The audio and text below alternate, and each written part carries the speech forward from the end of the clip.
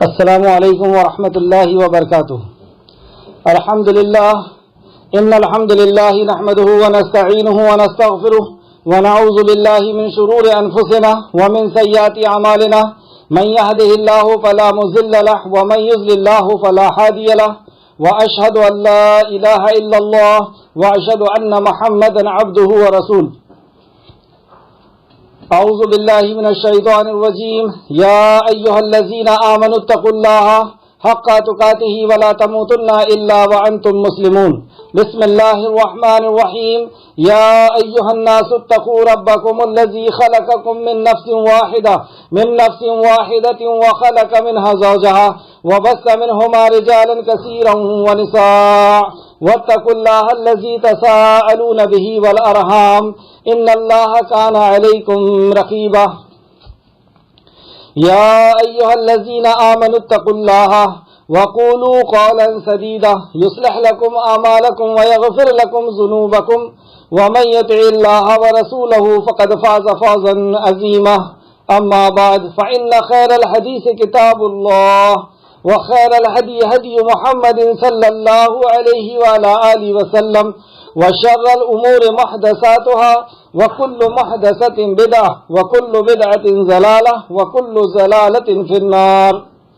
تمام تر تعریف، حمد، ثنا، کبریائی، بڑائی، بزرگی اور مجد اس خالق کائنات کے لیے لائق اور زیبا ہے جو ساری کائنات کا ایک و تنہا خالق، مالک، مربی اور منتظم ہے۔ درود و سلام ہو انبیاء اکرام پر، خصوصاً نبی مکرم رحمت للعالمین امام الانبیاء محمد صلی اللہ علیہ وسلم پر۔ اس مختصر سے درود و سلام کے بعد معزز سامعین اکرام، آج انشاءاللہ تعالی سورہ یونس کا آیت نمبر 27 سے کلاس رہے گی۔ اللہ رب العزت سے دعا ہے کہ اللہ رب العزت ہمیں صحیح معنوں میں قرآن مقدس کو سمجھنے، اس پہ تدبر کرنے، اس پر ایمان لانے، عمل کرنے، اخلاص کے ساتھ عمل کرنے کی توفیق اور رفیق عطا فرمائے، آمین یا رب العالمین۔ آج کی کلاس میں جو آیتیں آ رہی ہیں ان کے موضوع اس طرح ہیں۔ آیت نمبر 27 سے 30 تک میدان محشر کا ذکر ہے کہ حشر کے میدان کا کیا منظر رہے گا، وہاں پہ اعمال کو کس طریقے سے سامنے لایا جائے گا، اور جس سے عقیدت اور محبت ہے باطل معبودوں سے وہ کس طریقے سے کنارہ کر لیں گی یا کس طریقے سے پہچاننے سے انکار کر دیں گے۔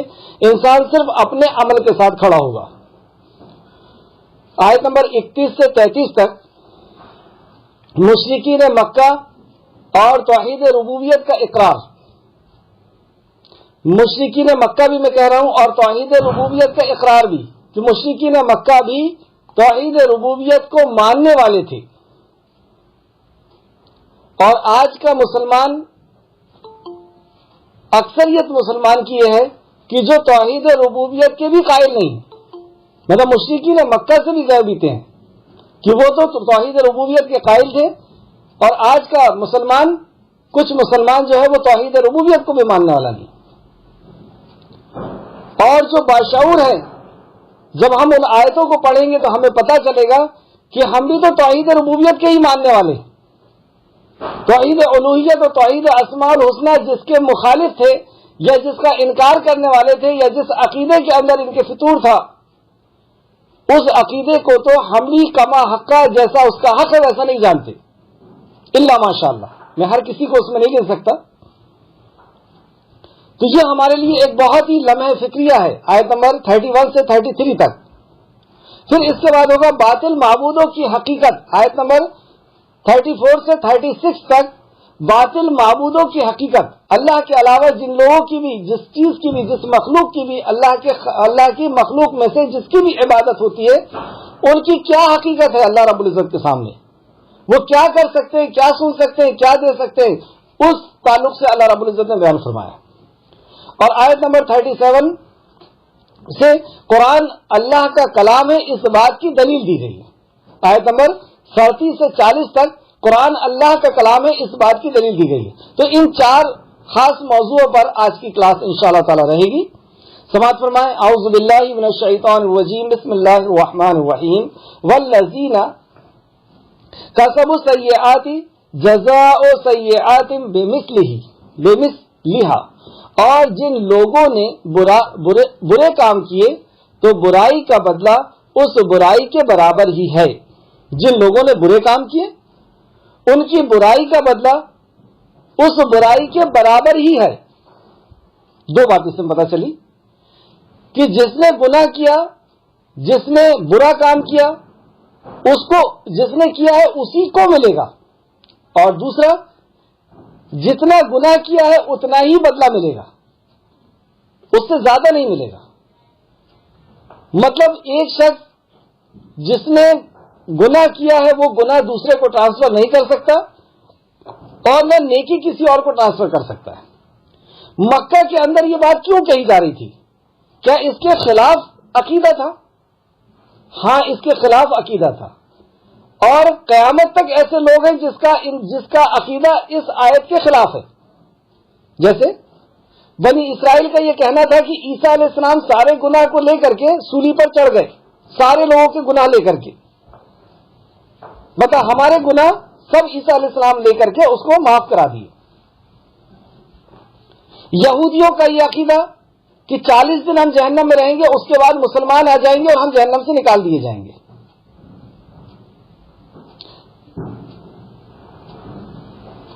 اور چند مسلمانوں کا عقیدہ کہ فلاں بخشوا لیں گے، فلاں کا دامن پکڑ لیں گے، فلاں سے چلے جائیں گے. یہ ساری تینوں عقائد اور اس قسم کے جو بھی عقائد ہیں کہ جس نے بھی یہ اپنی سوچ بنا کے رکھا ہے، اپنا عقیدہ بنا کر کے رکھا ہے کہ حشر کے میدان میں فلاں میرا سپورٹ کر دیں گے، ان سب کو یہاں پر رد کر دیا گیا.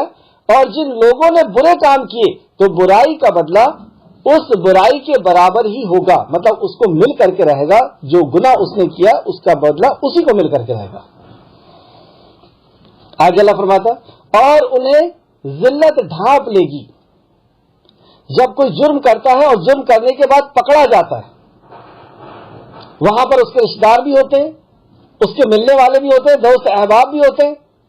فار ایگزامپل کے طور پہ چوری کر کے وہ پکڑا گیا، کچھ ایسی گندا کام کر کے وہ پکڑا گیا، کیسی ذلت اس کو محسوس ہوتی ہے کہ میرے بچے بھی یہاں پر کھڑے ہوئے، میرے رشتہ دار بھی یہاں پہ کھڑے ہوئے. تو حشر کے میدان میں تو یہ سارے کے سارے ہوں گے، اور جن کے ساتھ ہم جتنا قریب اس دنیا میں رہتے ہیں حشر کے میدان میں بھی اتنا ہی قریب رہیں گے. نبی کریم صلی اللہ علیہ وسلم نے فرمایا جو ہماری عزت کرتے ہیں، جو ہمیں جھک کر کے سلام کرتے ہیں، جو ہمیں ایک اچھا انسان سمجھتے ہیں، ایک اچھا مسلمان سمجھتے ہیں، ان سب کے سامنے اور چھوٹے بچوں کے سامنے اور ناتی اور پوتوں کے سامنے وہاں پر یہ عزت جب لائی جائے گی. ہمارے اعمال کو جب کھولا جائے گا، اللہ رب العزت ہم سب کے اعمال کو اسی دنیا میں معاف فرما دے. تو جب اعمال کھولا جائے گا تو انہیں ذلت ڈھانپ لے گی، ذلیل ہو کر کے وہاں پہ کھڑے ہوں گے. گویا انہیں اللہ کے عذاب سے بچانے والا نہیں، مطلب کوئی بھی ان کو اللہ کے عذاب سے بچانے والا نہیں ہوگا. وہاں پر کوئی آ جائے گا اور دامن اس کا پکڑ کے چلے جائیں گے، یا کوئی آ جائے گا اس کے جھنڈے میں چلے جائیں گے، کوئی نہیں ہوگا. کون کہہ رہا ہے؟ اللہ رب العزت کہہ رہا ہے. اور آپ سب کے سامنے میں سمجھتا ہوں کہ قرآن کھلا ہوا ہوگا اور آپ ہی کے گھر کا قرآن ہے، آپ ہی نے لایا ہے، اس کو پڑھ کر کے دیکھیں. کوئی انہیں اللہ کے عذاب سے بچانے والا نہیں ہوگا. اور صرف یہی نہیں، سورہ شعراء آیت نمبر 45 کو دیکھیں آپ. سورہ شعراء آیت نمبر 45 میں اللہ رب العزت فرماتے ہیں اور آپ ان کو دیکھیں گے کہ جب دوزخ کے سامنے لائے جائیں گے. آپ ان کو حشر کے میدان میں دیکھیں گے کہ جب وہ دوزخ کے سامنے لائے جائیں گے تو ذلت کے مارے جھکے جا رہے ہوں گے. ذلت کے مارے لوگ دیکھ رہے ہیں، ذلت کے مارے جھکے جا رہے ہوں گے. اللہ ہم سب کو محفوظ رکھے اور ایسے گناہوں سے ہمیں بچا لے. اسی طریقے سے سورہ ابراہیم میں بھی اللہ رب العزت نے فرمایا، سورہ نمبر 14 آیت نمبر 42-43 42-43 میں، اور آپ مت خیال کریں کہ یہ ظالم جو عمل کر رہے ہیں اللہ ان سے بے خبر ہے.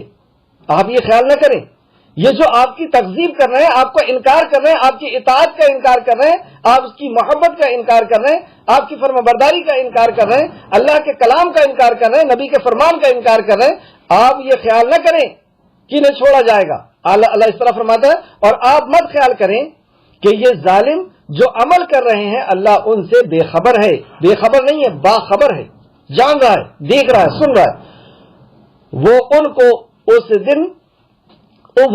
اس دن تک مہلت دے رہا ہے جب دہشت کے سبب آنکھیں کھلی کی کھلی رہ جائیں گی.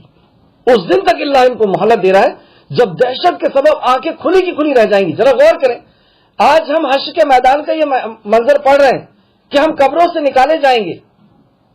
جس دن واقعی ہم قبر سے نکالے جائیں گے اس دن کا عالم کیا ہوگا. ہمیں یہی میٹنگ یاد آئے گی, یہی کلاس یاد آئے گی کہ قرآن میں جو چیز پڑھ رہے تھے وہ حقیقت ہو گئی. ہم تو واقعی قبر سے زندہ نکل رہے ہیں اور جہنم ہمارے سامنے دکھائی دے رہی ہے. حشر کا میدان لگا ہوا ہے. اب حساب کتاب کے لیے ہم کو جانا ہے اور جو ہم نے اعمال کیے وہ سارے کے سارے اعمال ہماری پیٹھ کے اوپر لدے ہوئے, سارے عمل یاد آئیں گے. اور آج بھی آپ آنکھ بند کر کے سوچیں سوتے وقت کہ کیا کیے ہم نے دنیا میں, کس لیے آئے تھے اور کس لیے جیے. اچھا کھانا ہے, اچھا پہننا ہے, اچھا بنگلہ ہونا چاہیے, اچھی گاڑی ہونا چاہیے, اچھی عزت ہونا چاہیے, اور کیے کیا اس کے علاوہ زندگی میں. غور کریں, ہم خود اپنا محاسبہ کریں. عمر فاروق فرماتے ہیں کہ اللہ حساب لے اس کے پہلے تم خود اپنا حساب لے لو. اور اس دن جب قبر سے نکلیں گے تو وہ کیسا منظر ہوگا کہ ہم جو کچھ پڑھتے تھے سنتے تھے وہ تو حقیقت ہو گیا آج. تو آنکھیں پھٹی کی پھٹی رہ جائیں گی, آنکھیں کھلی کی کھلی رہ جائیں گی. اللہ فرماتا ہے سورہ ابراہیم کی آیت نمبر 34, 35, 42 اور 43 میں, اور لوگ سر اٹھائے ہوئے ہوں گے. مطلب جیسی قبر سے نکلیں گے تو آنکھیں کھل جائے گی, آنکھیں پھٹ جائے گی, اور سر اٹھائے ہوئے ہوں گے اور دوڑ رہے ہوں گے. مطلب اللہ رب العزت کی بارگاہ لگ رہی ہے اور اس طرف دوڑتے ہوئے جا رہے ہیں. ان کی نگاہیں اپنے طرف بھی, اللہ اکبر, ان کی نگاہیں اپنے طرف بھی نہیں لوٹ پائے گی.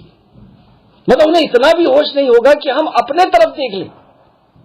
اپنے ساتھیوں عائشہ صدیقہ رضی اللہ عنہ فرماتی ہیں جب نبی مکرم نے فرمایا کہ لوگ اس طرح وہاں سے نکلیں گے جس طرح ماں کی کوکھ سے نکلتے ہیں, مطلب برہنہ ہوں گے, تو عائشہ صدیقہ رضی اللہ عنہ فرماتی ہے یا رسول اللہ کوئی کیا ایک دوسرے کو نہیں دیکھے گا. کہیں نبی مکرم نے کہا کہ وہ ایسا منظر ہوگا کہ کسی کو کسی کا ہوش نہیں ہوگا, کسی کو کسی کے بارے میں خیال نہیں ہوگا, سب اپنی ہی دھن میں ہوں گے اور اللہ رب العزت اور اپنے اعمال کے اور جہنم سامنے ہے اور وہ سارے منظر سامنے ہیں. کچھ تو ہوش نہیں ہوگا, سب سیدھے بھاگ رہے ہوں گے.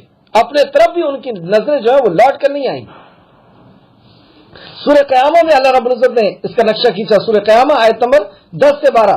اس دن انسان کہے گا کہ اب کہاں بھاگ جاؤں, اب تو پکڑا گیا, اب کہاں بھاگوں.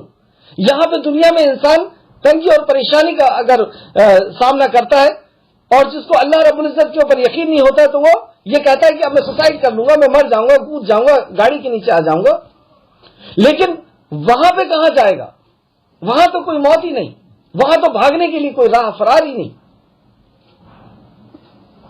تو اللہ رب العزت ندا لگائے گا ہرگز نہیں, کہیں تم اب نہیں بھاگ سکتے. بہرحال یہاں پہ یہ نہیں ہے, لفظ یہ ہے اس دن انسان کہے گا کہ اب کہاں بھاگ کر جاؤں, ہرگز نہیں, کہیں پناہ نہیں.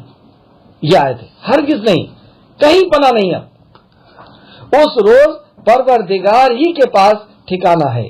مالکی یوم الدین, بدلے کے دن کا مالک تو صرف اور صرف اللہ. تو کیا آج مالک نہیں ہے اللہ؟ آج بھی مالک ہے, لیکن آج کچھ مالکیت اس نے ہمیں دے دی ہے. جیسے زبان سے جو چاہو بول لو, پیر سے جو چاہو چلے جاؤ, ہاتھ سے جو چاہو وہ پکڑ لو, دل سے جو چاہو اس کو بسا لو دل میں, جو اس کے بارے میں سوچ لو. آج ہمیں عمل کی آزادی دے دیا ہے. کل حشر کے میدان میں نہ پیر کو آزادی ہوگی, نہ ہاتھ کو آزادی ہوگی, نہ زبان کو آزادی ہوگی. ساری مالکیت آج ہمیں اپنے گھر کے مالک ہیں, اپنے کمپنی کے مالک ہیں, اپنے فلاں جگہ کے مالک ہیں. ساری مالکیت ختم. مالک یوم الدین صرف اللہ ہوگا. پیر کہے گا اے اللہ اس نے تیرے خلاف میرے سے یہ کام لیا, ہاتھ کہے گا یہ کام لیا, پیر اس کی گواہی دے گا ہاں اللہ اس نے ایسا ہی کیا تھا. ہم کہیں گے تو میرا پیر ہے میرے خلاف کہتا ہے, میرے ہاتھ ہے میرے خلاف کہتا ہے. ہاتھ اور پیر کہے گا کہ کل اللہ نے تجھے زبان دی تھی, آج مجھے زبان دے دی. تو یہ وہ حشر کا میدان لگ گیا اور سارے کے سارے لوگ وہاں پر اکٹھا ہو گئے. آیت کو پھر سے دیکھتے ہیں, آیت نمبر 27. اور جن لوگوں نے برے کام کیے تو برائی کا بدلہ اس کے برابر ہے اور انہیں ذلت ڈھانپ لے گی، کوئی انہیں اللہ کے عذاب سے بچانے والا نہ ہوگا۔ یہ لوگوں کے ان کے چہرے پر تاریکی رات کی ٹکڑے اڑا دیے جائیں گے، ان کے چہرے پہ تاریک رات کے ٹکڑے اڑا دیے جائیں گے، مطلب ان کا چہرہ سیاہ ہو جائے گا، کالا پڑ جائے گا۔ یہ لوگ دوزخی ہیں، وہ اس میں ہمیشہ رہیں گے۔ مطلب حشر کے میدان میں جو اپنا انجام کے بارے میں وہ سوچیں گے، اس سے ان کے چہرے کے رنگ ایسے بدلیں گے، اور اللہ رب العزت نے فرمایا کہ ان کے چہرے کے رنگ بدل دیے جائیں گے، اور اس طرح ہو جائیں گے جیسے رات، کالی رات ہوتی ہے اس کے ٹکڑے کی طرح ان کے چہرے ہو جائیں گے۔ اچھا، چہروں کے تعلق سے سورہ آل عمران میں آیت نمبر 106 کے اندر اللہ رب العزت نے فرمایا، آیت نمبر 106 107 میں، جس دن بہت سے چہرے سفید ہوں گے اور بہت سے سیاہ، تو جن لوگوں کے چہرے سیاہ ہوں گے مطلب کالے ہوں گے، ان سے اللہ فرمائے گا کیا تم ایمان لا کر کافر ہو گئے تھے؟ اللہ اکبر۔ کچھ لوگوں کے چہرے وہاں سفید ہوں گے، روشن دار ہوں گے، چمک رہے ہوں گے، دمک رہے ہوں گے، لیکن وہیں کچھ چہرے ہوں گے جو سیاہی پتی ہوئی ہوگی، جو کالے پڑے ہوئے ہوں گے۔ اللہ رب العزت ان سے کہے گا کیا تم ایمان لانے کے بعد کافر ہو گئے تھے؟ اللہ اکبر۔ یہ ایمان لانے کے بعد کافر کیسے ہو جاتے ہیں؟ قرآن کی آیت ہے، آیت نمبر سورہ آل عمران، آیت نمبر 106 107۔ تو زبان سے تو کہہ دیا ہم نے، ایمان کا دعویٰ تو کر لیا، لیکن دل میں نہ اقرار ہو سکا اور نہ عمل ویسے ہو سکی۔ مطلب زبان سے بھی صرف اقرار ہوا اور دل اور اعضاء سے عمل کا انکار ہو گیا۔ نہ اللہ کے کلام کو سمجھنا تھا، نہ اس پہ عمل کرنا تھا، نہ نبی کے فرمان کو سمجھنا تھا، نہ اس پہ عمل کرنا تھا۔ تو اللہ کہے گا کہ کیا تم ایمان لانے کے بعد کافر ہو گئے تھے؟ تو اب اس کفر کے بدلے عذاب کا مزہ چکھو، اور جن لوگوں کے چہرے سفید ہوں گے وہ اللہ کی رحمت میں ہوں گے اور ان میں ہمیشہ رہیں گے، مطلب اللہ کی رحمت جنت میں ہوں گے اور وہ وہاں پہ ہمیشہ ہوں گے۔ سورہ عبسہ آیت نمبر 38 سے 14 تک اللہ فرماتا ہے، کتنے ہی چہرے اس روز چمک رہے ہوں گے اور کتنے ہی چہرے ہوں گے جن پر گرد پڑا ہوا ہوگا۔ وہی سیاہی کا اس کا مطلب ہے کہ وہ کالے پڑے ہوئے ہوں گے۔ اللہ رب العزت ہم سب کو محفوظ رکھے۔ اس حالت میں حشر کے میدان میں پہنچ رہے ہیں۔ اور بھی آپ دیکھ سکتے ہیں سورہ طٰہٰ کے اندر کچھ دوسرا نقشہ اللہ نے کھینچا کہ وہ جب قبر سے اٹھائے جائیں گے تو اندھے اٹھائے جائیں گے، اور وہ کہیں گے ہم تو دیکھتے بھالتے تھے، ہم کیوں نہیں دیکھ پا رہے؟ اللہ ندا لگائے گا اسی طرح میری آیتیں تمہارے سامنے پڑھی جاتی رہیں، تم نے اسے، میری آیتیں تمہارے سامنے آتی رہیں، تم نے اسے نظر انداز کیا، آج تمہیں بھی نظر انداز کیا جاتا ہے۔ سورہ طٰہٰ 124 125 سے 127 دیکھ سکتے ہیں آپ۔ اور دوسری جگہ کہ ان کے گناہ ان کے پیٹھ کے اوپر لاد دیے جائیں گے، اور اس حالت میں چہرہ بھی سیاہی سے پتا ہوا ہے، اندھے بھی ہیں اور اپنے اعمال کو اپنے پیٹھ پہ لیے ہوئے اور دوڑتے ہوئے حشر کے میدان میں پہنچ رہے ہیں۔ رشتہ دار بھی دیکھ رہے ہیں، دوست احباب بھی دیکھ رہے ہیں، جو عزت کرتے تھے وہ بھی دیکھ رہے ہیں، اور ایسا مجرم بن کر کے اللہ کی بارگاہ میں حاضر ہو رہا ہے۔ اگر انصاف کرنے والا نہیں تھا تو فالس زدہ ہو کر کے اللہ کے بارگاہ میں حاضر ہو رہا ہے۔ یہ سب، اور کچھ لوگ ہوں گے جن کے چہرے روشن ہوں گے۔ یہ سب آپ کے اور میرے ساتھ ہی ہونا ہے۔ اللہ ہم سب کو روشن چہرے والوں کے ساتھ کر دے کہ ہم روشن چہرے کے ساتھ اپنے رب کی بارگاہ میں حاضر ہوں۔ آمین یا رب العالمین۔ آگے اللہ فرماتا ہے آیت نمبر 28، اور جس دن ہم ان سب کو جمع کریں گے، پھر ہم ان لوگوں سے جنہوں نے شرک کیا تھا کہیں گے تم اور تمہارے شریک اپنے اپنی جگہ ٹھہرے رہو۔ اللہ اکبر۔ حشر کے میدان میں سارے کے سارے اکٹھا ہو رہے ہیں، اور وہاں پہ کیا کہا جا رہا ہے؟ نماز نہیں پڑھنے والے، روزہ نہیں رکھنے والے، حج نہیں کرنے والے، زکوٰۃ نہیں دینے والے، کرتا پاجامہ نہیں پہننے والے، ٹوپی نہیں لگانے والے، برقع نہیں پہننے والی، کس کو اعلان کیا جا رہا ہے؟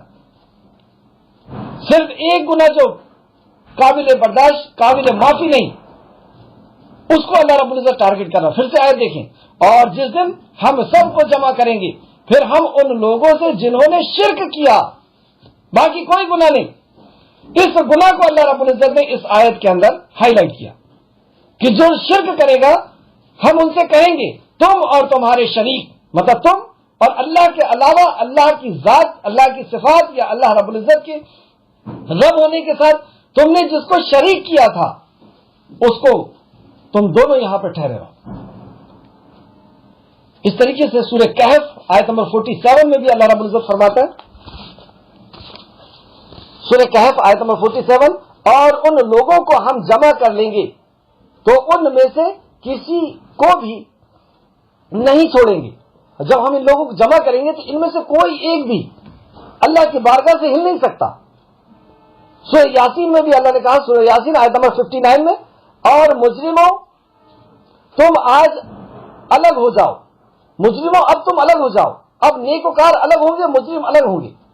سورہ روم آیت نمبر 14 میں اللہ فرماتا ہے, اور جس دن قیامت برپا ہوگی اس روز الگ الگ ہو جائیں گے. اب یہ دونوں اچھے لوگ اور برے لوگ الگ. سورہ روم آیت نمبر 43 میں اللہ فرماتا ہے 43 میں, اس روز سب الگ الگ ہو جائیں گے. اور یہاں پر بھی اللہ رب العزت نے فرمایا کہ تم لوگ ٹھہر جاؤ, مشرکوں اور اللہ کے ساتھ جس کو شریک کرتے تھے وہ بھی ٹھہرو. عیسیٰ علیہ السلام سے بھی پوچھا جانا ہے کیا تم نے کہا تھا کہ اللہ کے علاوہ میری عبادت کرو؟ پھر ہم ان کے درمیان جدائی ڈال دیں گے, مطلب اچھے لوگ الگ کر دیں گے, برے لوگ الگ کر دیں گے. ان کے شریک کہیں گے تم ہماری عبادت تو ہرگز نہیں کرتے تھے. کیوں کہہ رہے ہیں ایسا؟ کیونکہ عقیدت اور محبت جن کے لیے ہے, جن کے لیے ہزاروں روپے خرچ کر رہے ہیں, جن کے لیے پیدل چل کے جا رہے ہیں, جن کے سامنے سجدہ کر رہے ہیں, جن کے سامنے اپنی دولت کو خرچ کر رہے ہیں, محل ان کے لیے بنا رہے ہیں, گیٹ بنا رہے ہیں, یہ کر رہے ہیں, وہ کر رہے ہیں, سفر کر رہے ہیں, جن کو چڑھاوے چڑھا رہے ہیں, ان کے پاس دوڑے دوڑے جائیں گے حشر کے میدان میں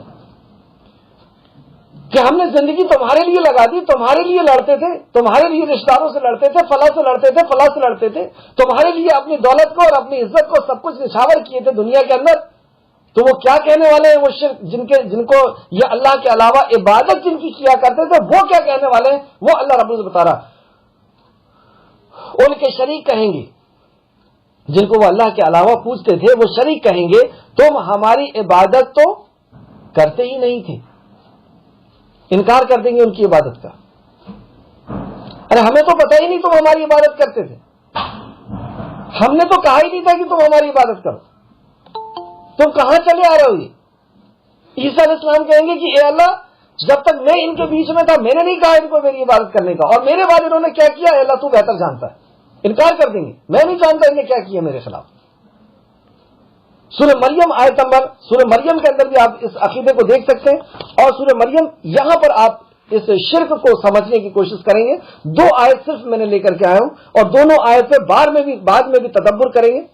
سورہ مریم آیت نمبر 82 میں اللہ فرماتا ہے, ہرگز نہیں وہ ان کے پرستش سے انکار کر دیں گے, ہرگز نہیں معبودان باطل جو جھوٹے جن کی عبادت کی جاتی تھی مخلوق کی, وہ مخلوق ان کے پرستش سے انکار کر دیں گے.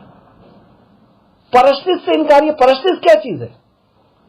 پرستش کا مطلب ہوتا ہے سجدہ کرنا, نماز پڑھنا یا رکوع کرنا, نظر چڑھانا, چڑھاوا چڑھانا, نظر ماننا, منت ماننا, عقیدت رکھنا, محبت رکھنا, دعا کرنا, یہ سب پرستش کے اندر آتا ہے.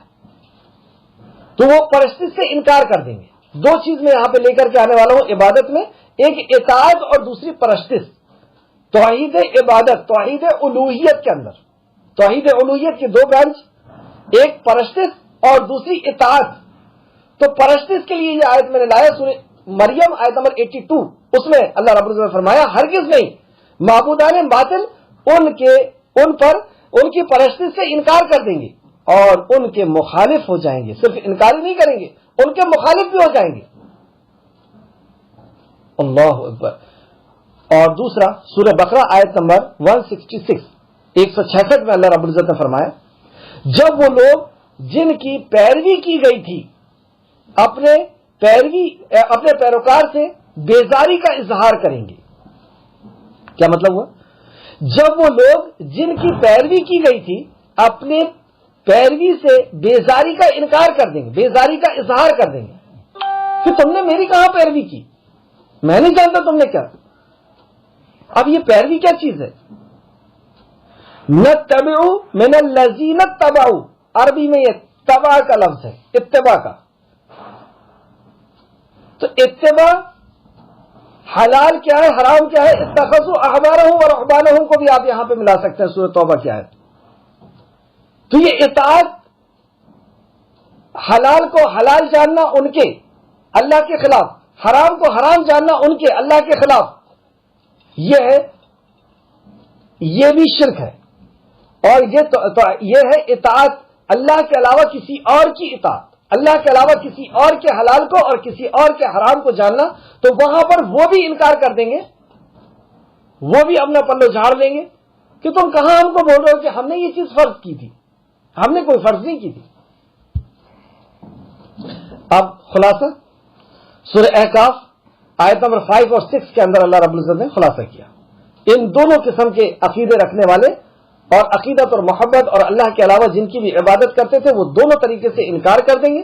اب اللہ رب العزت فرماتا ہے سورہ احقاف آیت نمبر 5 اور 6 میں، اور اس شخص سے بڑھ کر کون گمراہ ہو سکتا ہے، اس سے بڑا ظالم، اس سے بڑا گمراہ کون ہو سکتا ہے، جو ایسوں کو پکارے جو قیامت تک اس کو جواب نہ دے سکے. یہ اللہ رب العزت فرما رہا ہے. کسی کو سنا کر کے دکھا دیجیے آپ. اللہ نے یہ کہہ دیا کہ وہ سن نہیں سکتے، جو قیامت تک اس کا سوال جواب نہیں دے سکتے. آپ جائیں بات رکھیں اپنی، کون آپ کو جواب دے رہا ہے اس کا؟ جبکہ انہیں، پھر اللہ آگے فرماتا ہے جبکہ انہیں ان کے پکارنے ہی کی خبر نہیں. اور آگے چاہیے، یہ جو پکار رہے ہیں وہاں پر ان کو پکارنے کی بھی خبر نہیں. کس کو؟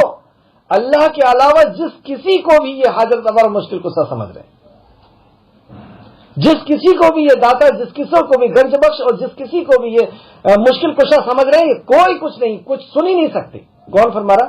اللہ رب العزت. قرآن آپ کے سامنے سورہ احقاف آیت نمبر 5 اور 6 دیکھ سکتے ہیں. اور جب لوگ جمع کیے جائیں گے تو وہ ان کے دشمن ہو جائیں گے. جن کو یہ آج حاجت روا مشکل کشا کہہ رہے ہیں، یہ کہیں گے ہم نے کہاں کہا کہ تم ہماری عبادت کرنا، ہم نے کہاں کہا تھا کہ تم ہمیں حاجت روا مشکل کشا سمجھنا، ہم نے کہاں کہا تھا کہ تم ہمارے سامنے ہم سے بیٹا مانگنا اور ہم سے فلاں کرنا. اللہ اکبر، کیا بنے گا اس دن؟ اور ان کی عبادت کے منکر ہو جائیں گے، ان کی عبادت کا انکار کر دیں گے کہ ہم جب تک تھے ہم نے تو ہندوستان کے اندر اللہ کا کلام، نبی کا فرمان لے کر کے آئے تھے، ہم تو ایک داعی بن کر کے ہندوستان آئے تھے، ہندوستان کے اندر ہم نے اسلام کو پھیلایا، ہم نے اللہ کے کلام، نبی کے فرمان کو پھیلایا.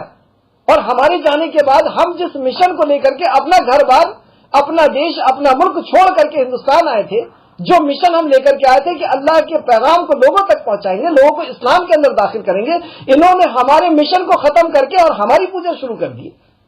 اعلان انکار کر دیں گے، تم کہاں یہ تم ہمارے پیروکار کیسے ہو سکتے ہو؟ یہ کہا اللہ.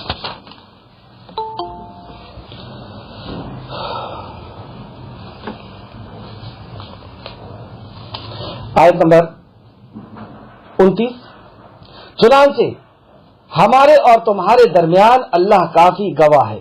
اب وہ آگے اور کیا کہیں گے؟ تمہارے اور ہمارے درمیان اللہ گواہ ہے. ہم نے نہیں کہا ایسا کچھ، ہم نے کوئی ایسی تم کو سبق نہیں دیا.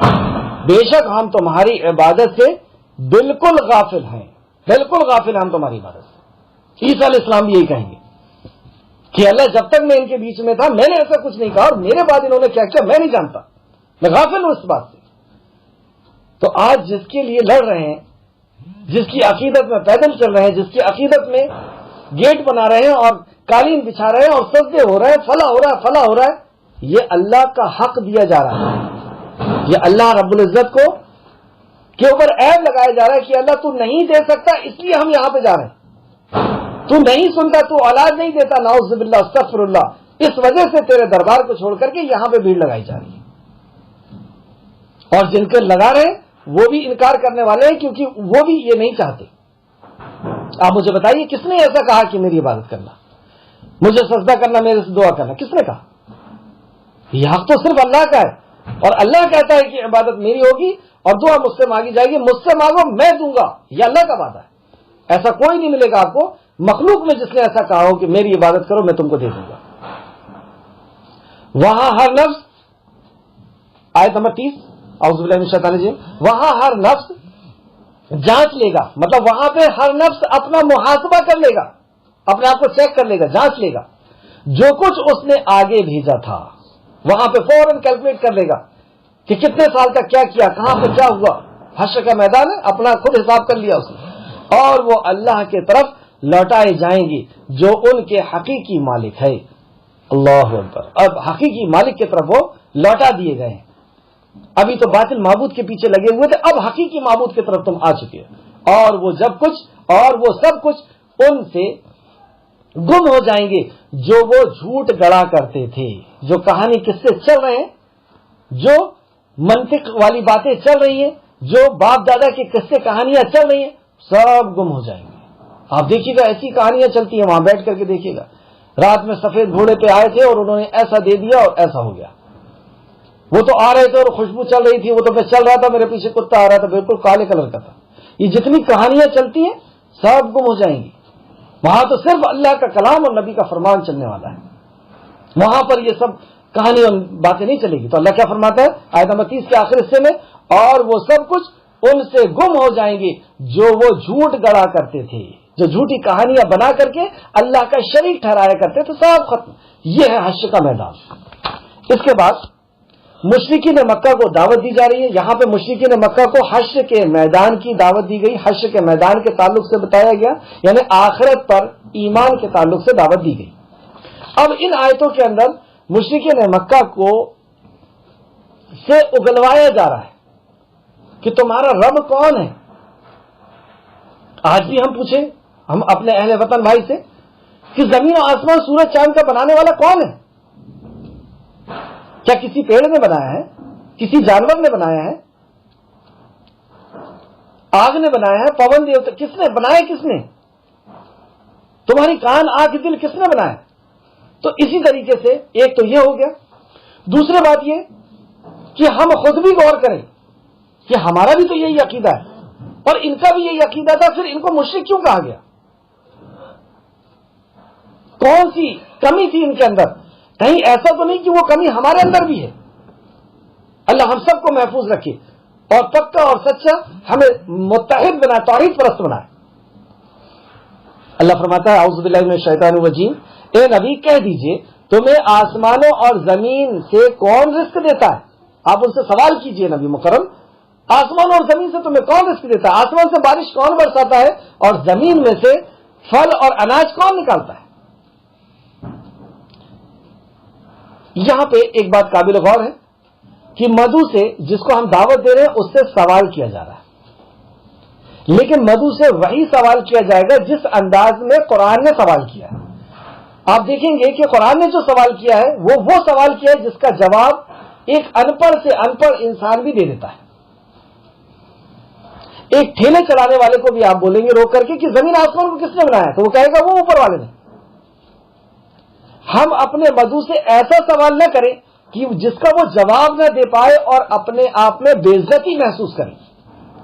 اور اگر آپ جس کو دعوت دے رہے ہیں اور اس سے ایسے سوال کر رہے ہیں کہ وہ جواب نہیں دے پا رہا ہے اور آس پاس دیکھ رہا ہے اور اپنے آپ کی بے عزتی محسوس کر رہا ہے, تو سمجھ لیجئے کہ آپ کی دعوت اب الٹی ہو جائے گی, الٹی دشا میں چلی جائے گی. اب ایگو کیا لڑائی ہوگی, اب کیونکہ وہ سمجھ جائے گا کہ یہ میری بے عزتی کر رہا ہے, اب وہ اپنی عزت بچانے کے لیے کام کرنا شروع کر دے گا, اس کا ذہن ہی پلٹ جائے گا. تو سوال ایسے ہی کیے جانا ہے جو اللہ رب العزت نے جس انداز میں سوال کیے. ایسے سوال ہم کو اپنے مدعو سے نہیں کرنا ہے یا اپنے ساتھی سے نہیں کرنا ہے کہ جس سے اس کو بے عزتی محسوس ہو. ہاں اگر کلاس کے اندر بیٹھے تو استاد پھر ہر قسم کے سوال کرے گا تاکہ ہر قسم کے جواب ان کو پتہ چل سکے, وہاں کی بات نہیں. لیکن جب ہم فیلڈ ورک میں ہیں اور ایک نئے ہم وطن بھائی سے بات کر رہے ہیں تو ان سے کچھ ایسے سوال نہیں کریں گے کہ ان کو بے عزتی لگے. ان سے صرف ایسے ہلکے سوال کیے جائیں گے جو توحید ربوبیت سے تعلق رکھتے ہیں, جس کو وہ مانتے ہیں, جس کو ان کا یقین ہے, جن کا. اب ایک ایک اینگل یہ تھا، ایک پہلو یہ تھا. دوسرا پہلو یہ کہ یہاں پہ توحید ربوبیت سے ریلیٹڈ جو باتیں ہو رہی ہیں وہی توحید ہم جانتے ہیں. اس توحید کو جاننے والے کو مشرکین مکہ کہا گیا. تو ان کے اندر کون سی توحید کے اندر خلل تھی؟ ہمارے اندر تو وہ توحید میں خلل نہیں ہے. اس بات کو ہم کو پوائنٹ کرنا ہے. آگے دیکھتے ہیں. کہہ دیجئے تمہیں آسمانوں اور زمین سے کون رزق دیتا ہے؟ دنیا میں کسی سے بھی آپ پوچھ لیجئے. زمین سے کون اناج نکالتا ہے، فروٹس نکالتا ہے، پھل نکالتا ہے، ساگ اور سبزیاں نکالتا ہے؟ آسمان سے کون بارش برساتا ہے؟ یا کانوں اور آنکھوں کا مالک کون ہے؟ کس نے بنایا کانات؟ کیا بنا سکتا ہے ہمارا پورا سائنس اور پورا میڈیکل سائنس؟ کسی کی آنکھ اگر پھوٹ گئی، نکل گئی، تو کیا وہ آنکھ لگا سکتا ہے؟ صرف اوپر سے، اوپر کا پردہ جس کو کورنیا کہتے ہیں وہ چینج ہوتا ہے، آنکھ نہیں چینج ہو سکتی. تو آنکھ اور کان کا مالک کون ہے؟ کس نے اس کو پیدا کیا؟ کس نے اس کو بنایا؟ کس نے ان کو سننے کی طاقت دیا؟ اور کیا سننے کی طاقت دیا؟ اللہ اکبر.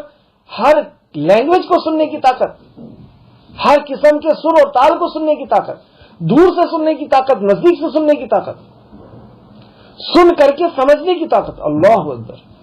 آنکھ ہر کلر کو دیکھنے کی طاقت، دور سے نزدیک سے دیکھنے کی طاقت. تو یہ کیا؟ اور کون زندہ کو مردہ سے نکالتا ہے اور مردہ سے زندہ کو؟ سوال کریں ان سے. کون مردہ سے زندہ کو نکالتا ہے؟ مردہ دانا ہے، اس میں سے زندگی کون نکالتا ہے؟ مردہ انڈا ہے، اس کے اندر سے زندگی کون نکالتا ہے؟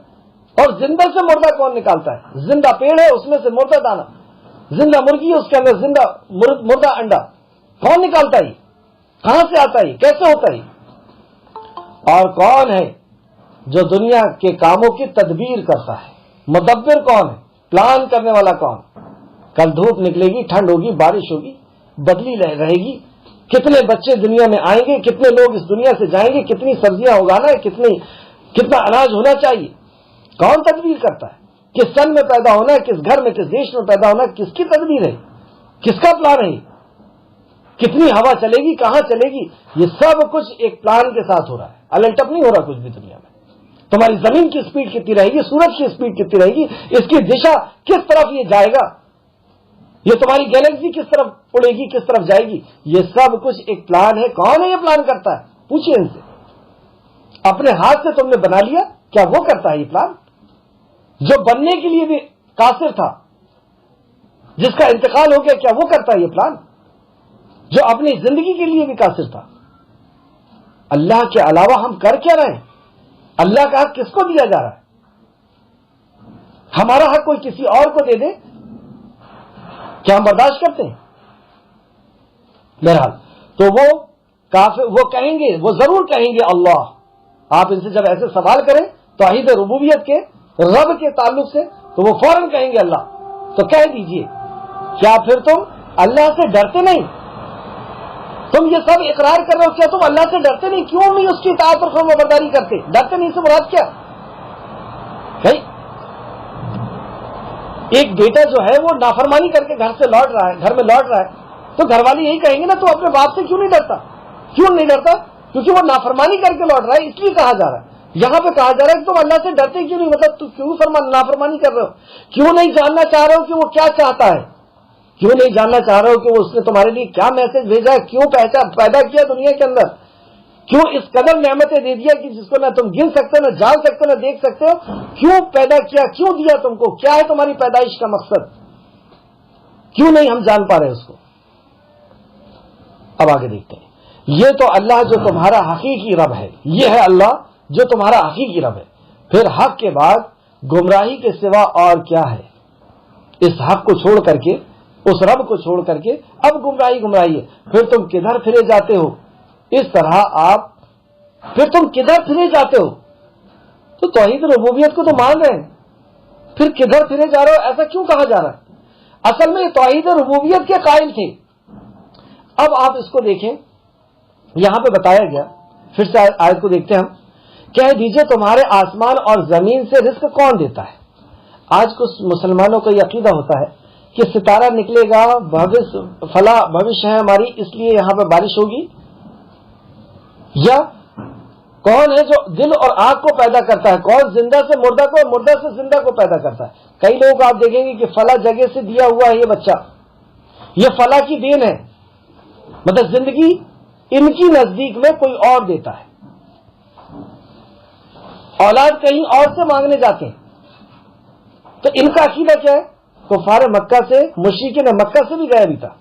مشرکین مکہ اقرار کر رہے ہیں کہ زندہ سے مردہ اور مردہ سے زندہ اللہ کرتا ہے، اللہ نے خود بیان فرمایا، لیکن یہ کیا کہتے ہیں کہ اولاد تو فلاں دیتا ہے، بارش تو فلاں جگہ سے ہوتی ہے، وہاں پر اگر یہ چیز نہیں چڑھائیں گے تو یہ چیز نہیں ملے گی۔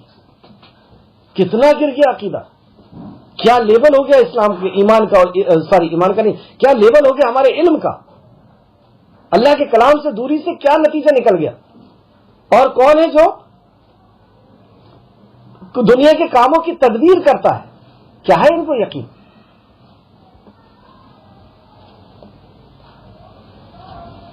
تو اصل میں وہاں پر تو توحید ربوبیت کے قائل تھے، جیسے الحمدللہ یہاں پہ جتنے بیٹھے میں یوں سمجھتا ہوں کہ سب کا یہ عقیدہ ہے کہ رزق دینے والا اللہ ہے، زمین سے اور آسمان سے رزق اللہ دیتا ہے، زندگی اور موت اللہ دیتا ہے، اولاد اللہ دیتا ہے، حاجت روا مشکل کشا اللہ ہے۔ یہی عقیدہ مکہ کے کفار کا تھا، لیکن کافر کیوں کہلا رہے ہیں، مشرک کیوں کہلا رہے ہیں؟ کیونکہ دو جگہ توحید کی تین قسمیں ہیں، مطلب سمجھنے کے اعتبار سے علماء نے اس کو تین حصوں میں ڈیوائڈ کیا تاکہ ہم سمجھ سکیں۔ توحید اسماء الحسنہ میں یہ شرک کرتے تھے، اللہ رب العزت کی جو ذات ہے، جو صفات ہے، اس صفات میں کسی اور کو شامل کرتے تھے۔ کیا ہم توحید اسماء اور صفات کو جانتے ہیں؟ اگر نہیں جانتے تو اب ہم سوچ لیں کہ ہمارا کیا لیول ہے۔ کیا ہم جانتے ہیں 99 صفات اللہ کی کیا ہے؟ اور جانے کی نہیں تو ظاہر سی بات ہے کہ کہیں ہم گوتا کھا سکتے ہیں، کہیں ہم دھوکہ کھا سکتے ہیں، کیونکہ اللہ نے فرمایا کہ جو اللہ کی صفت ہے لیسا کمثلہ شیء وہو السمیع البصیر، اللہ کی مثل کوئی نہیں۔ تو اللہ رحمان ہے تو کوئی اور رحمان نہیں ہو سکتا، اللہ کریم ہے تو کوئی اور نہیں ہو سکتا، اللہ غفار ہے تو کوئی اور نہیں ہو سکتا، اللہ رزاق ہے تو کوئی اور نہیں ہو سکتا۔ ایسی جو 99 صفت ہے اس کو ہم جانتے ہیں کہ اس میں ہمارا ایمان ہے کیا، اور اگر اس کو ہم نے یاد کر لیا، اس کو ہم نے اپنے ذہن میں بٹھا لیا اور وہی عقیدہ ہم نے بنا لیا، تو نبی مکرم کیا فرماتے ہیں، جس نے 99 نام کو یاد کیا وہ جنت میں جائے گا۔ تو توحید اسماء الحسنہ میں ان کے اختلاف تھا اور توحید عبادت میں اختلاف تھا۔ رب تو اللہ کو مان رہے لیکن دعا کسی اور سے کر رہے، منت کسی اور کے سامنے، چاہوا کسی اور کے سامنے، مان تو رہے منہ سے کہ کرنے والی ذات اللہ کی ہے لیکن عمل کسی اور کا، اور حلال اور حرام کسی اور کا چل رہا ہے۔ مکہ کے جو سردار ہیں، مکہ کے جو قبائل چل رہے ہیں، ان کا حلال و حرام چل رہا ہے۔ اس کو ہم کو یہاں پر سمجھنا ہوگا کہ اس وجہ سے مشرک جو تھے وہ مشرکین مکہ کہلائے۔ اسی طرح آپ کا رب، اعوذ باللہ من الشیطان، آیت نمبر 33 دیکھتے ہیں، اسی طرح آپ کے رب کا کلمہ ان لوگوں کے لیے کے بارے میں ثابت ہو کر رہے گا جنہوں نے نافرمانی کی۔ مطلب ربوبیت کو تو مان رہے ہیں لیکن نبی کی نافرمانی کر رہے ہیں، اللہ کے کلام کی نافرمانی، کہ بے شک وہ ایمان نہیں لائیں گے، اور جو یہ نافرمانی کر رہے ہیں اللہ ان کو ایمان جیسی دولت سے نہیں نوازنے والا ہے۔ اس تعلق سے چند آیتیں دیکھیے آپ، سورہ نمل آیت نمبر 60 میں، تو کیا اس اللہ کے ساتھ کوئی اور بھی معبود ہے؟ بہرحال پھر آگے اللہ رب العزت اور دوسری آیت میں کہتا ہے تو یقیناً کہہ دیجئے کہ اللہ ہی، مطلب ان سے پوچھیے آپ کہ کیا اللہ کے علاوہ کوئی اور بھی معبود ہے، کوئی اور بھی عبادت کے لائق ہے، اور آپ خود کہہ دیجئے کہ وہ اللہ ہے۔ پھر اس طریقے سورہ ملک آیت نمبر 21 توحید ربوبیت کے قائل تھے کفار مکہ، مشرکین مکہ، اس کے تعلق سے میں آیت لکھا رہا ہوں۔ سورہ ملک آیت نمبر 21، بھلا اگر وہ اپنا رزق بند کر دے، مطلب بھلا اگر وہ اپنا رزق یعنی اللہ بند کر دے تو کون ہے جو تم کو رزق دے گا، کون ہے جو تم کو کھانا دے گا؟ صبح ہوتے ہی تمہارا پانی سوکھ جائے تو کون ہے جو تم کو پانی لا کر دے گا؟ سورہ ملک کی آخری آیت۔ اس طریقے سے سورہ ملک میں ہی آیت نمبر 23 کے اندر اللہ فرماتا ہے کہہ دیجئے وہی ہے جس نے تمہیں پیدا کیا اور تمہیں کان، آنکھ اور دل دیا، وہ ہے رب۔ اس طریقے سے سورہ انعام آیت نمبر 46 میں اللہ فرماتا ہے کہہ دیجئے کہ بھلا دیکھو تو اگر اللہ تمہارے کان، آنکھ چھین لے اور تمہارے دلوں پر مہر لگا دے تو بتاؤ اللہ کے سوا کون معبود ہے جو تمہیں لا کر کے دے دے. یہاں پہ 3 چیزیں الگ الگ ذکر کی گئی ہے, اس پہ آپ لوگ ریسرچ کریں. کہہ دیجئے کہ بھلا دیکھو تو اگر اللہ تمہارے کان اور آنکھیں چھین لے اور دلوں پہ مہر لگا دے. کان, آنکھ اور دل پہ مہر یہ بھی کہا جا سکتا تھا, لیکن کان اور آنکھ کو چھین لے اور دل پہ مہر لگا دے, ایسا کیوں کہا گیا؟ آیت نمبر 34, اور یہاں پر 34 سے 36 تک باطل معبود کی حقیقت کو کھولا گیا کہ اللہ کے علاوہ تم جس کو بھی حاجت روا مشکل کشا سمجھتے ہو, اصل میں ان کی وقت کیا ہے. اللہ کے سامنے مطلب خالق کے سامنے مخلوق کی کیا حیثیت, ان کی حیثیت کو یہاں پہ اجاگر کیا گیا. کل حل, کہہ دیجئے کیا تمہارے بناوٹی شریک میں سے کوئی ہے جو پہلی بار مخلوق کو پیدا کرے پھر اسے لوٹا دے؟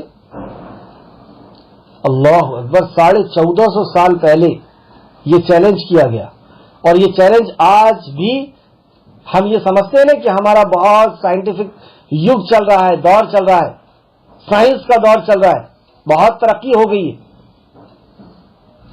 یہ پوری ترقی کو اللہ رب العزت نے 1450 سال پہلے چیلنج کیا کہ اللہ رب العزت کے علاوہ جتنے بھی ہیں تم, جس کو بھی تم نے اپنا سب بڑا سمجھ لیے ہو اور جس کو بھی تم نے اپنی مصیبتوں کا ٹالنے والا سمجھ لیے ہو, آج ہم نے سائنس کو ہی مصیبتوں کا ٹالنے والا سمجھ لیا کہ یہ ویکسین نکالیں گے تو ہی ہم بچ سکتے ہیں, یہ ہم کو کچھ اچھا کچھ ریسرچ کر کے دے دیں گے تو ہماری جان بھی بچ جائے گی, ہمیں رزق بھی مل جائے گا, ہماری فصلیں بھی بڑھ جائیں گی.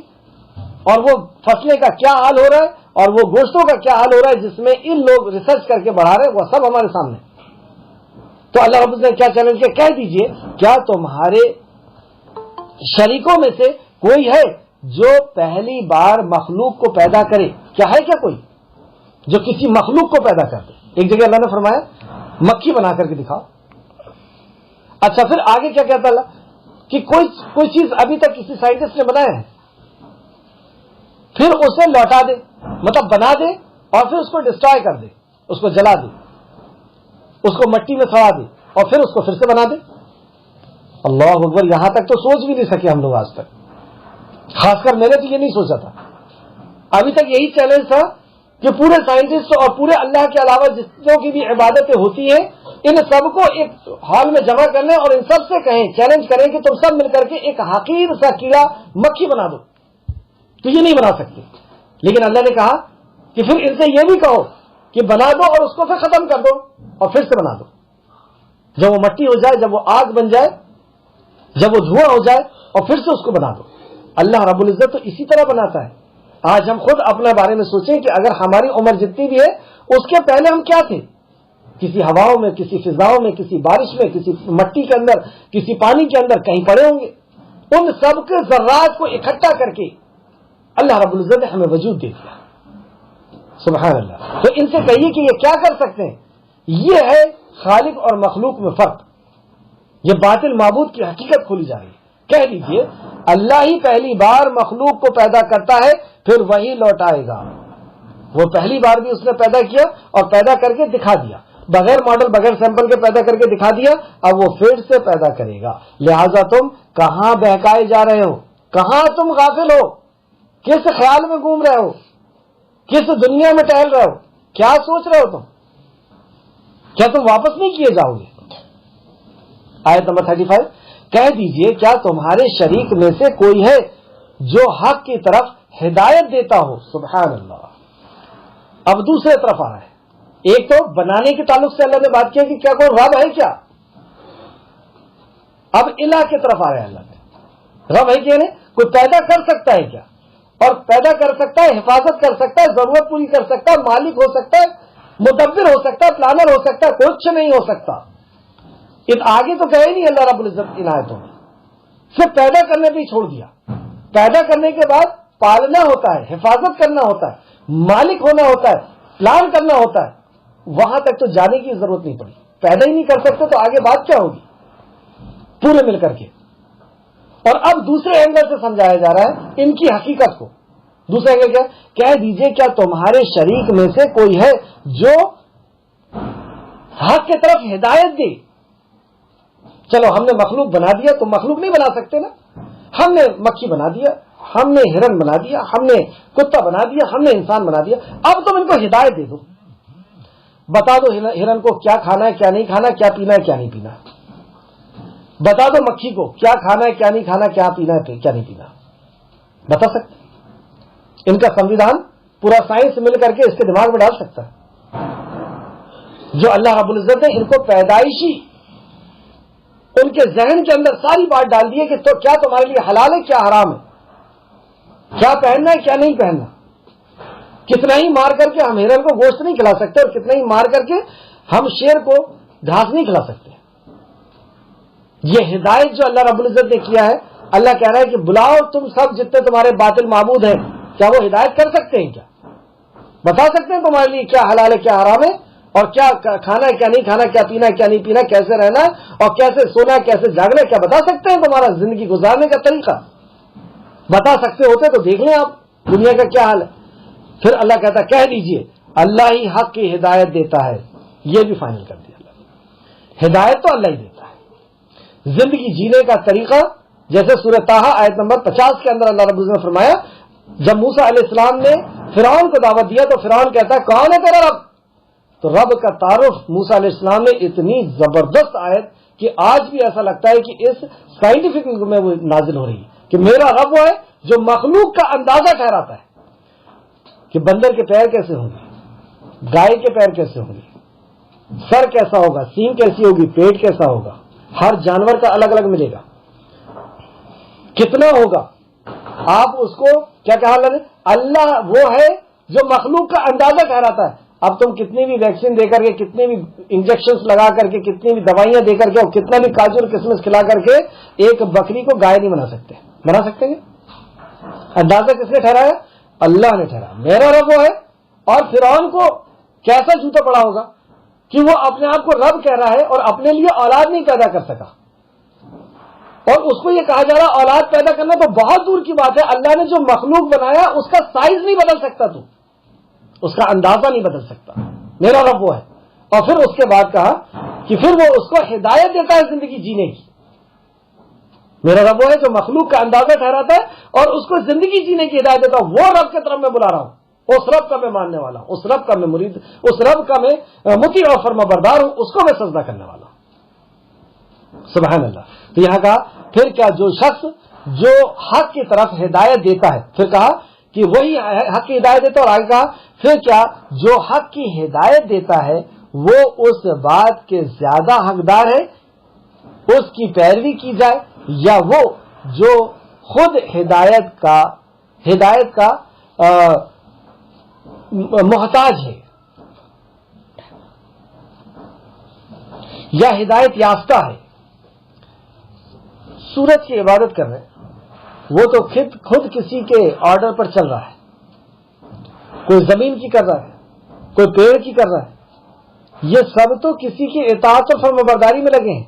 کب پتجھڑ لانا ہے، کب پھول لانا ہے، کب پھل لانا ہے، سب ایک ہدایت، ایک پروگرامنگ ان کے ذہن کے اندر کر دی گئی ہے، ان کی زندگی کے اندر کر دی گئی ہے، اسی حساب سے وہ چل رہے ہیں۔ تو یہ سب تو اس کے مطابق چل رہے ہیں، تو عبادت اس کی جائے گی جو خود کسی قانون کے اوپر چل رہا ہے، یا اس کی جائے گی جس نے بنایا ہے اور قانون بنایا ہے۔ سبحان اللہ۔ کیا ایک ایک طریقے سے اللہ رب العزت اپنی وحدانیت کو سمجھاتا ہے مکی صورتوں میں، مگر یہ کہ اس حق کی ہدایت دی جائے تو اس حق کی ہدایت دی جائے۔ چنانچہ تمہیں کیا ہوا ہے، تم کہاں کیا فیصلہ کرتے ہو، تمہیں کیا ہو گیا، تم کیا فیصلہ کرتے ہو، کیا فیصلہ کرو، تم خالق کو چھوڑ کر کے مخلوق کو حاجت روا اور مشکل کشا سمجھ رہے ہو؟ کیا اندر وشواس بنا کر کے رکھے ہو تم نے؟ کہاں اپنی صلاحیتوں کو، کہاں اپنے وقت کو، کہاں اپنی دولت کو لگا رہے ہو؟ تو اللہ کہتا ہے کیا ہوا، تم کیسا فیصلہ کرتے ہو، اور ان میں سے اکثر، مطلب ان کافروں میں سے اکثر گمان ہی کی پیروی کرتے ہیں۔ سبحان اللہ۔ ان میں سے اکثر کیا کرتے ہیں، گمان ہی کی پیروی کرتے ہیں۔ آپ دیکھ لیجئے مشرکوں، ان سے پوچھیے ایسا کیوں کر رہے ہیں، تو وہ گمان اٹکل کی بات کریں گے, کہانی قصے کی بات کریں گے. باپ دادا ایسا فرماتے چلے آ رہے تھے, وہ شیر آتا تھا اور پوچھ سے جھاڑو لگاتا تھا, اس لیے ہم بھی یہاں آ گئے. ارے یہ کون سی بات ہوگی؟ اب کیوں نہیں آ رہا؟ اب کہاں چلا گیا؟ اب تو اس کی جنریشن ہوگی نا, اور زیادہ آنا چاہیے. تو یہ اٹکل اور اس طریقے کی آپ بہت ساری کہانیاں قصہ سنیں گے. تو یہ اٹکل پر چلتے ہیں اور کہانی قصوں کے اوپر ان کا زندگی ہوا کرتی ہے. بے شک گمان حق کا مقابلے میں کچھ بھی فائدہ نہیں دیتا. بے شک گمان جو آپ کا لاجک ہے, جو آپ کی سوچ ہے, جو آپ کا سائنس ہے, یہ حق کے مقابلے میں, حق کیا ہے؟ خالق کائنات کا فرمان. حق کے مقابلے میں یہ کوئی حقیقت نہیں رکھتا. مطلب اللہ کا کلام اور نبی کا فرمان جہاں آ جائے وہاں عقل کی دخل نہیں ہوگی. وہاں ہماری سوچ, ہمارے باپ دادا کے طریقے, ہمارے معاشرے کا طریقہ, ہمارے دوست کا طریقہ کچھ نہیں چلے گا. بے شک گمان حق کے مقابلے میں کچھ بھی فائدہ نہیں دیتا. اللہ اکبر, کچھ فائدہ نہیں دیتا. مطلب وہاں پر بھی اللہ سوچنے کے لیے دعوت دے رہا ہے کہ غور تو کرے, کیا کوئی فائدہ دیتا ہے کیا؟ یہ تم جہاں جاتے ہو وہاں سے کچھ ملتا ہے کیا؟ کیسا اندھ وشواس ہے؟ بے شک اللہ خوب جاننے والا, اور جو کچھ وہ اللہ خوب جاننے والا ہے جو کچھ وہ کر رہے ہیں. آیت نمبر 36 تک ہی آج ہماری کلاس ہو پائی ہے. قرآن اللہ کا کلام ہے, اس بات کی دلیل کے تعلق سے انشاءاللہ تعالی کل ہوگی کلاس. جتنا پڑھا گیا اللہ رب العزت سے دعا ہے کہ اللہ رب العزت اسے ہمیں مزید اس پہ غور فکر کرنے, اس پہ تدبر کرنے کی توفیق دے کہ میدان محشر میں ہم سب حاضر کیے جانے والے ہیں. وہاں پہ ہمارے اعمال ہمارے ساتھ ہوں گے, اور رب صرف اللہ, مالک اور خالق صرف اللہ ہوگا. وہاں پہ کسی اور کی ملکیت نہیں ہوگی, وہی ہمارا حساب کتاب کرنے والا ہے. تو ہم اپنے اعمال کو دیکھتے ہوئے زندگی گزاریں. ایک مومن اپنے اعمال کو دیکھتے ہوئے زندگی گزارتا ہے. دوسری سبق ہم کو ملا, مشرکین مکہ بھی توحید ربوبیت کے قائل تھے, ہم بھی توحید ربوبیت قائل تھے, لیکن پھر وہ مشرک کیوں کہلائے؟ کیونکہ توحید الوہیت اور توحید ربوبیت میں انہوں نے شرک کیا. تو اللہ رب العزت سے ہم دعا کرتے ہیں کہ اللہ رب العزت توحید ربوبیت اور توحید الوہیت, اسماء الحسنہ کو اور توحید الوہیت کو خوب ہمیں سمجھا. توحید عبادت, توحید اطاعت اور توحید اسماء الحسنہ, توحید ذات. اللہ رب العزت یہ سارے موضوع کو ہمیں قرآن مقدس, اور قرآن میں سارے موضوع آتے جائیں گے انشاءاللہ تعالی. ہم سب بنے رہے قرآن میں, یہ سارے موضوع آتے رہیں گے, اور اللہ رب العزت اس میں ہم کو جمع دے, آمین. تیسرا تھا باطل معبودوں کی حقیقت. ان کی کوئی حقیقت نہیں. یہ پورے مل کر کے ہم کو عزت نہیں دے سکتے, یہ پورے مل کر کے ہم کو رزق نہیں دے سکتے, یہ پورے مل کر کے ہم کو بیمار نہیں کر سکتے, اچھا نہیں کر سکتے, یہ پورے مل کر کے ہمیں خوشی نہیں دے سکتے, غم نہیں دے سکتے, یہ پورے مل کر کے ہمارا کچھ نہیں بگاڑ سکتے اور کوئی فائدہ ہم کو نہیں پہنچا سکتے. اللہ رب العزت سے دعا ہے کہ اللہ رب العزت ہمیں قرآن مقدس کو سمجھنے, اس پہ غور فکر کرنے, اس پہ عمل کرنے کی توفیق و رفیق عطا فرمائے. السلام علیکم ورحمۃ اللہ وبرکاتہ.